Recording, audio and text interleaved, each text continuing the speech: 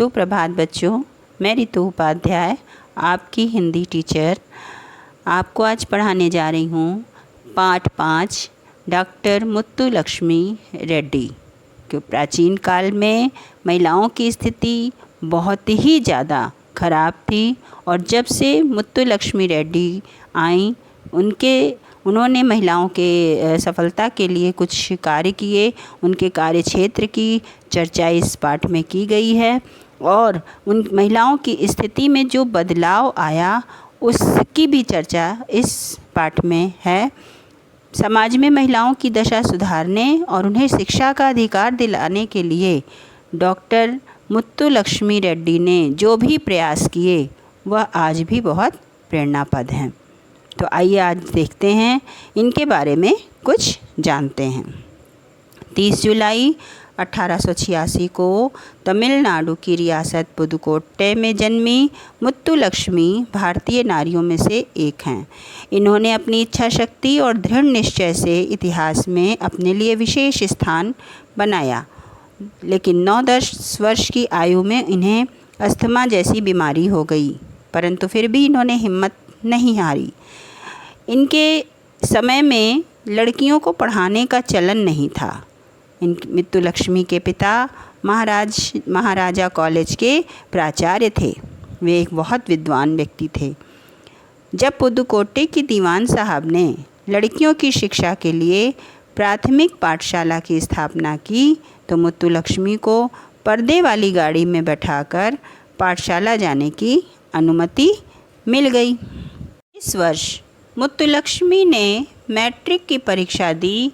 100 में से केवल 10 छात्र परीक्षा में उत्तीर्ण हुए।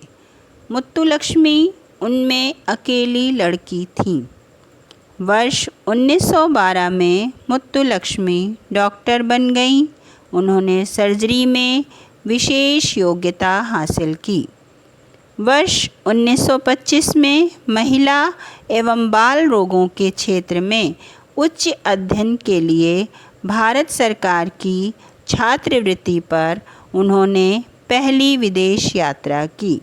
जून 1926 में पेरिस में हुए अंतर्राष्ट्रीय महिला सम्मेलन में डॉक्टर मुत्तुलक्ष्मी ने भारतीय महिलाओं का प्रतिनिधित्व किया। उसी वर्ष स्वदेश लौटकर वे मद्रास विधान परिषद की सदस्या निर्वाचित हुईं। अब डॉक्टर मुत्तुलक्ष्मी ने चिकित्सा के साथ साथ सामाजिक गतिविधियों में भी भाग लेना शुरू कर दिया था। डॉक्टर मुत्तुलक्ष्मी ने लंदन में वर्ष 1929 में गोलमेज सम्मेलन में भाग लिया। इसके साथ उनकी 2 महिला प्रतिनिधि भी थीं, राजकुमारी अमृत कौर और बेगम शरीफ हमीद अली।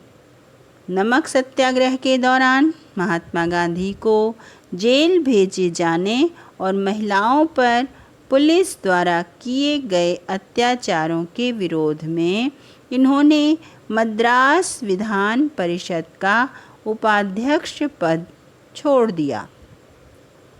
वर्ष 1935 में मद्रास मेडिकल कॉलेज के स्वर्ण जयंती समारोह में डॉक्टर मुत्तुलक्ष्मी कैंसर के रोगियों के लिए एक अस्पताल खोलने की इच्छा जाहिर करने लगी। इस इच्छा का खुले दिल से स्वागत किया गया और वर्ष 1952 में पंडित जवाहरलाल नेहरू द्वारा अड्यार कैंसर इंस्टीट्यूट की नींव रखी गई। 18 जून 1954 को इस अस्पताल में कामकाज शुरू हो गया। आज इस विश्व प्रसिद्ध अस्पताल से प्रति वर्ष लगभग 80,000 रोगी चिकित्सा लाभ उठाते हैं। डॉक्टर मुत्तुलक्ष्मी वर्ष 1954 से 1957 तक तमिलनाडु विधानसभा की सदस्या रहीं। चेन्नई नगर निगम की एल्डर वुमेन भी रहीं।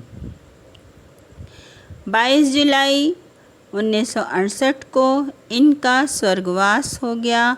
इनके द्वारा प्रज्वलित ज्योति के प्रकाश में आज भारतीय नारी हर क्षेत्र में उन्नति की सीढ़ियाँ चढ़ रही है। बच्चों, इस तरह से इस पाठ में आज हमने पढ़ा कि डॉक्टर मुत्तुलक्ष्मी ने सबसे पहले लड़कियों की शिक्षा के लिए बहुत ज़्यादा ध्यान दिया।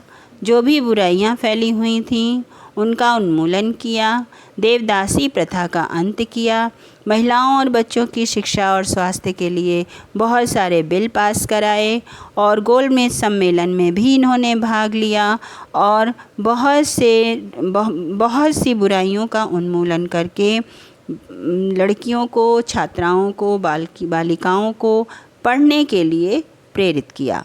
तो इस तरीके से आज भी जो लड़कियों की शिक्षा और उसकी जो बच्चों की शिक्षा के लिए हम प्रेरित होते हैं, वही प्रेरणादायक यह कहानी डॉक्टर मुत्तुलक्ष्मी रेड्डी की है। तो अगर आपको ये कहानी पसंद आई हो तो हमारे वीडियो को लाइक करें, सब्सक्राइब करें और शेयर करें। धन्यवाद।